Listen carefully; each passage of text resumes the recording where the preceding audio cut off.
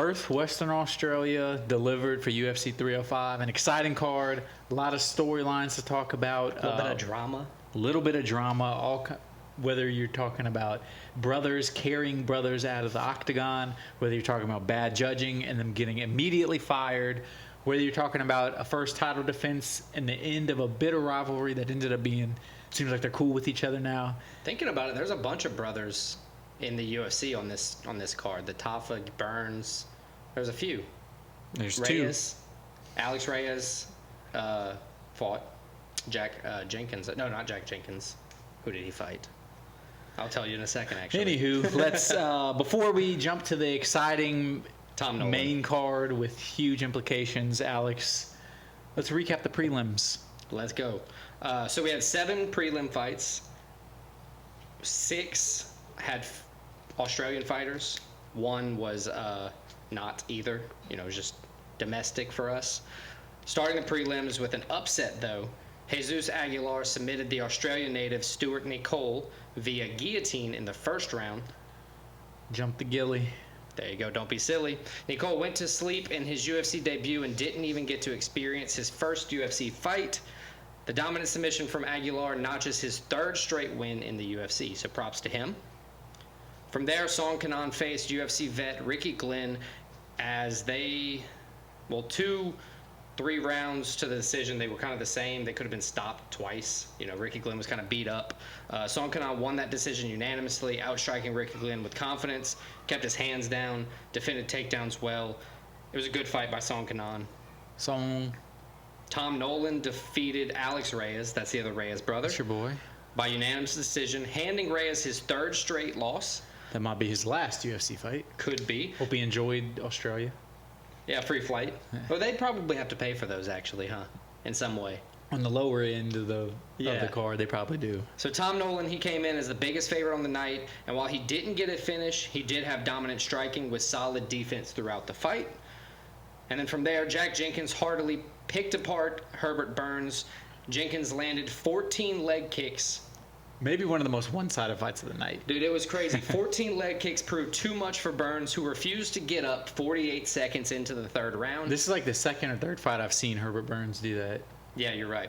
Outside of the leg kicks, Jenkins stayed at good range, I should say. He picked good shots, damaging body shots. He softened his opponent up well. Burns had to be carried from the ring by his older, or is it older brother or younger brother? It's his older brother. Gilbert Burns. Gilbert's definitely older. Yeah. It's hard to say because Gilbert just seems younger. Seems a more spry. Gilbert's the man. Gilbert seems a more spry fighter. Gilbert and Herbert, those are interesting name choices for brothers. Right. Going on to women fighting, Casey King O'Neill upset the Brazilian who came in on short notice. But that's not even the storyline of this fight. This was the post-fight. I'll get there. Post-fight ray gun breakdance. Yeah, it was sick. Luana Santos came in on short notice. It was better than the actual Olympian breakdancing. It was more well thought out, I'd say. Luana Santos lost by unanimous decision. O'Neill defended her takedowns, stayed on the offensive as she usually does, and kept her striking output high to keep Santos on the back foot. Santos could not deal with that striking at all. No. She stopped her losing streak and showed off the high-class breakdancing, ray gun style at the end. So props to Casey King O'Neill for that performance, both in the octagon and also post-fight. And then Walter Walker defeated Junior Tafa by heel hook in the first round. Another fight that was overshadowed by what happened after. Right. An audible scream was heard very late in round 1, and the ref called a stop to the contest. On a leg lock, so it was definitely a verbal tap. It was a verbal tap, and it was a right stoppage. Right. 4 seconds left in the first. Honestly, if Tafa would have kept his mouth shut, he wouldn't be looking like a bitch right now, I guess. Well, no, that would be fine if that's all that happened. But then you get up after you scream and go and slap Walter Walker. Yeah, that honestly, that's another brother. They're both brothers. Right, Junior and Justin Tafa. Well, and Walter Walker and Johnny Walker. Yeah, there you go. That was a fight that sparked bad blood for the families. If not, we gotta hit Johnny and no, you gotta hit Walter and Junior. Or Justin, whoever. Let Johnny gain some weight and throw him in there, too. Whatever it takes. I think Walter Walker just wants to beat up another Tafa at this point. I would, too. So maybe there's a Justin Tafa. Go for the mom. A Justin Tafa fight in the future. All right. let's go. That Main was card. all prelims. Let's talk first fight on the main card. Carlos Prats handed Li Jingliang his first career loss by knockout. And Prats, and boy, was it a knockout. He was beating him up on the feet. You're telling me. And then dropped him. And it was one of those drops where it was like he was dead before he hit the ground. Yeah, he was dropped like a sack of potatoes. As Yeah, they where say. like you drop so awkwardly you probably hurt yourself falling. Yeah, absolutely. He just crumbled, folded, however you want to say it. Honestly, a super impressive performance by Prats. I think if you read any of the social media, whether it was fight fans or actual fighters that were watching, their reaction to him was, this dude's legit. He's a name to be reckoned with, and he's a guy you got to watch out for, because this was a very, very impressive performance. Now, that was the first fight in almost 2 years for Li Jingliang. But outside of that, Prats stayed outside. He landed hard shots. He's now 3-0 in the UFC with 3 KO wins, too. So, this dude's legit. I was about to say that. So, he has a call-out for Kalen Chaos Williams, the Ox fighter. Yeah, I like Chaos. I think that would be a good fight. It's a next. I'm gonna be honest with you. A couple weeks ago when I picked Carl Williams, I was thinking of Kalen Williams. I got him confused. He doesn't. He only goes. We only really know him by Chaos. Right. The K Williams. I probably would have picked the other guy and wouldn't have lost that fight. Just saying. Anyway, I have 2 other options. You know, one of like we talked about before. If they have a call out, that just automatically goes on the list for me, or if not, I pick one that's more of an obvious fight next, or, a good fight to come. If not, I'm going to go with reaches and see how far we can reach this guy up the division. So if not Kalen Chaos Williams, what about a Randy Brown?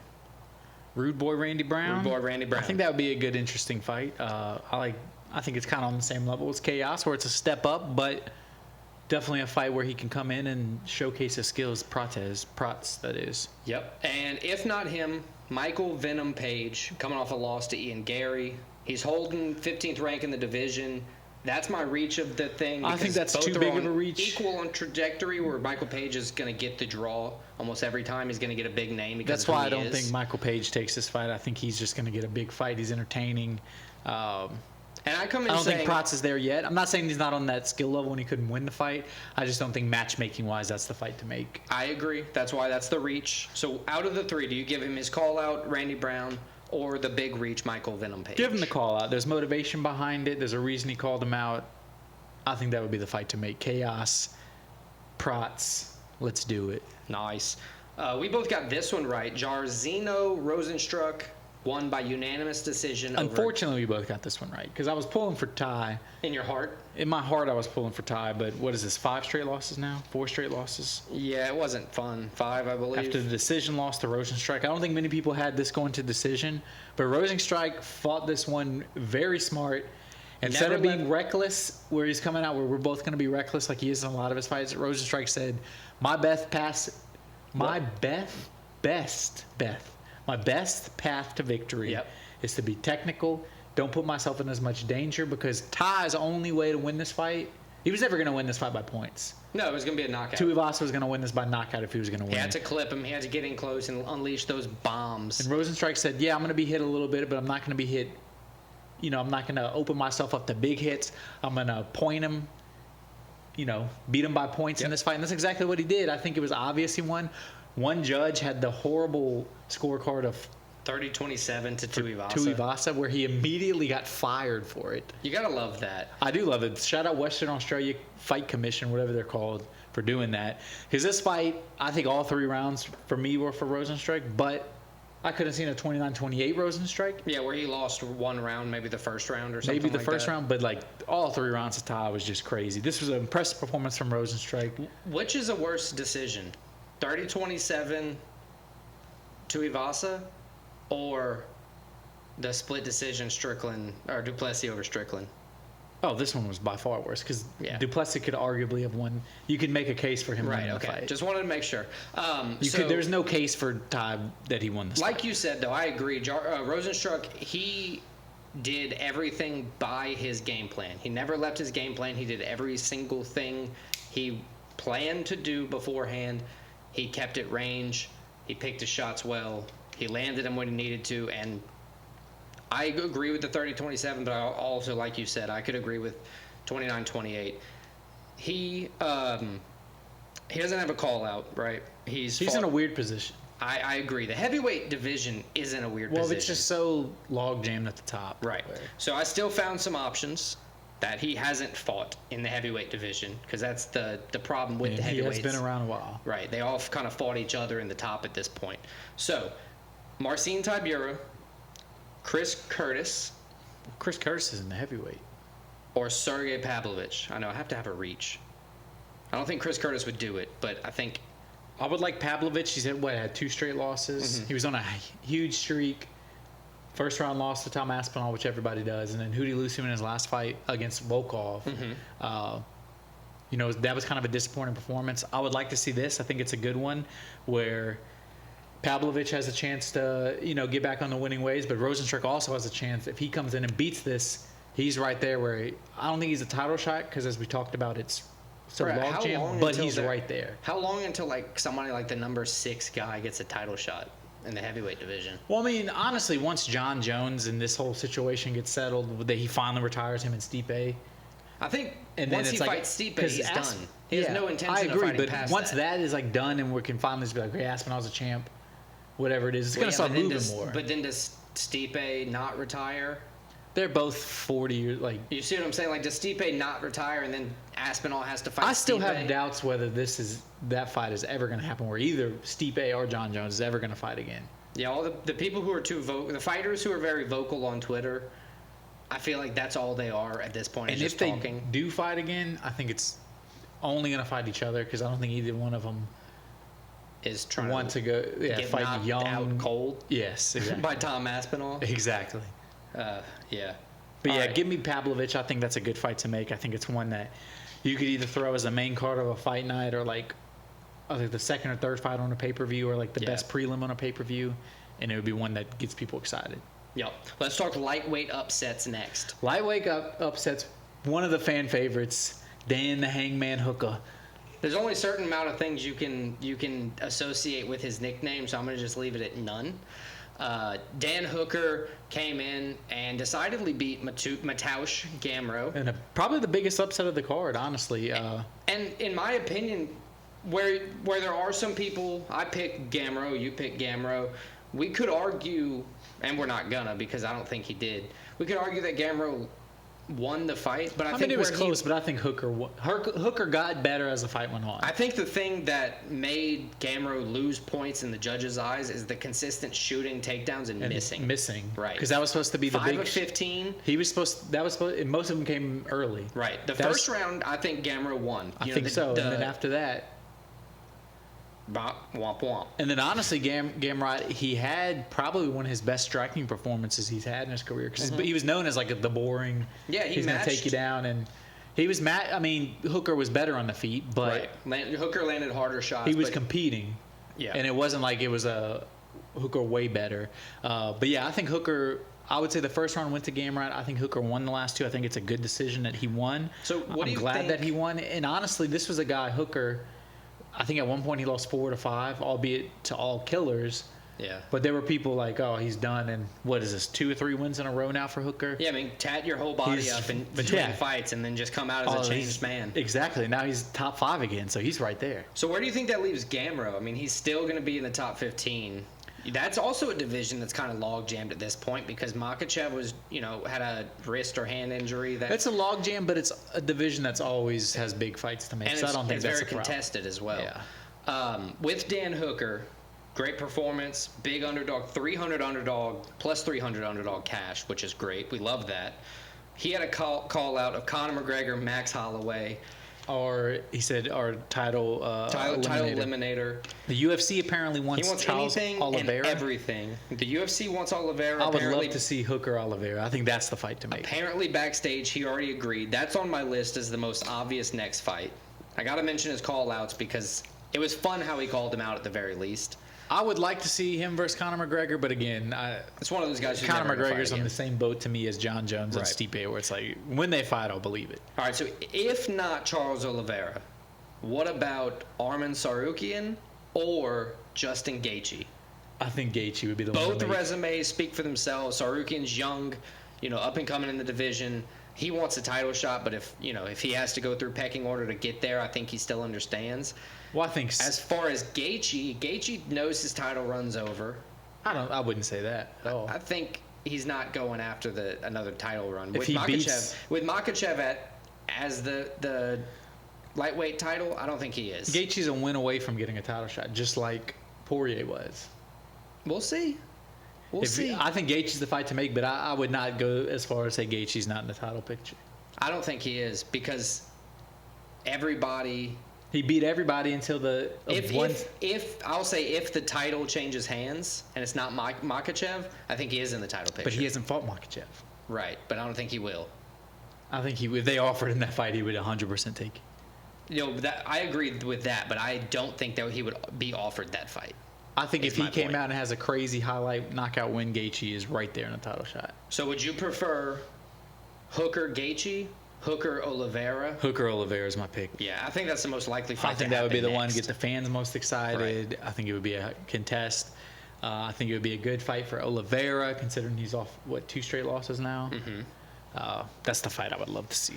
So that fight started the bad portion of my evening, and then from there it just got even worse.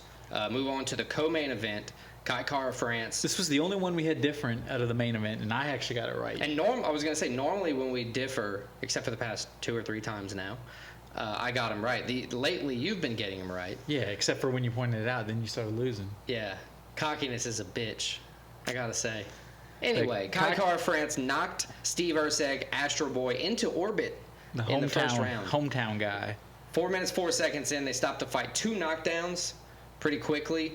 I think people forgot who Kai Kara France was. Dude, honestly, the reason I counted him out was because of his last. Not even while. But his last fight, most people thought he won. And he lost by split decision. I wasn't saying the performance, but the fact that he kept going to decision. I know he had a knockout, a couple wins prior to that, but he seemed like he was going the route of a lot of light flyweight fighters. But that's his 13th first round finish of his career. I know, and I didn't realize that. He just needed a little time off. He came back, he's re-energized, and now... The other thing for me is he took like a year off with a concussion. I know the fight was canceled, and I understand now. I'm eating my words in front of everybody here. I get it. I picked Steve Erceg. He was on that title fight. He performed so well against Pantoja. But I also think that was a little... I said it last time. That was a little bit of a hype jump? Pantoja's great.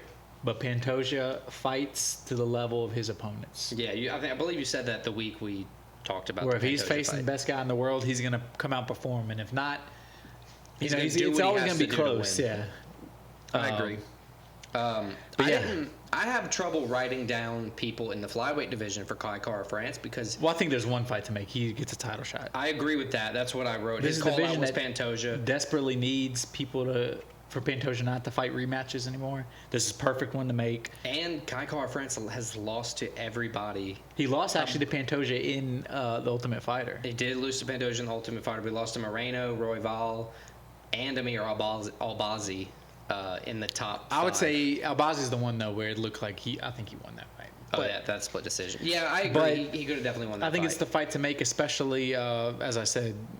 We need to get away from the rematches. Bro, the flyweight division has been, for the past 6 or 7 years now, has been just rematch after Pantoja, rematch. His title defense was against a guy ranked, 10th? Yeah, Erceg was 10th at the time. It's not a jump to say this is the fight to make. I think it is. It's one that would be exciting. Yep. Yeah, I would love to see this fight. All right, let's go to make my night as worse as it could have possibly been. I thought Dricus Du Plessis was going to lose the middleweight title to Israel Adesanya. But instead, he got his first title defense with a 4th-round submission. This was a great fight, though. It was. Back and forth. Both guys had big moments.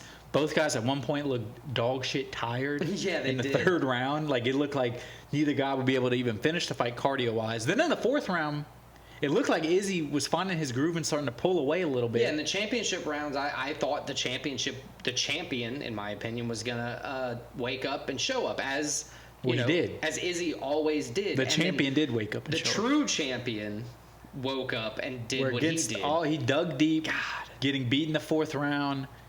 For Izzy to shoot a takedown, That hurt me. He rocked Izzy, gets him to the ground, gets him to the back, chokes him out. I mean, honestly, it was unbelievable. Not an RNC you want to see, in my opinion. I mean, as a fan of Izzy, it's not an RNC you want to see. The first time Izzy's ever been submitted. As a guy that's, you know, Let's be fair, you listen though. to a casual fan, though, and you're like, how do you beat Izzy? Oh, so you're going to get him to the ground. And it's like, well, nobody's been able to do that. Right. I was going to say, to be fair, Izzy's been able to keep all those fights on the feet, even when he's Well, lost. no, that's credit to Izzy, where it's Right. like, you can't, he's not a guy you can just easily take down and submit. Because It's I mean, never he happened still before. defended 5 of the 9 Exactly. takedowns. It just took one. It just shows you how determined Dricus was. Right. He dug deep, and this was a championship performance where it was like, it may not be my best night. This guy may be a little more like skillful than me, but I'm gonna dig deep. I'm strong. I'm tough. Talk about better game plan coming in.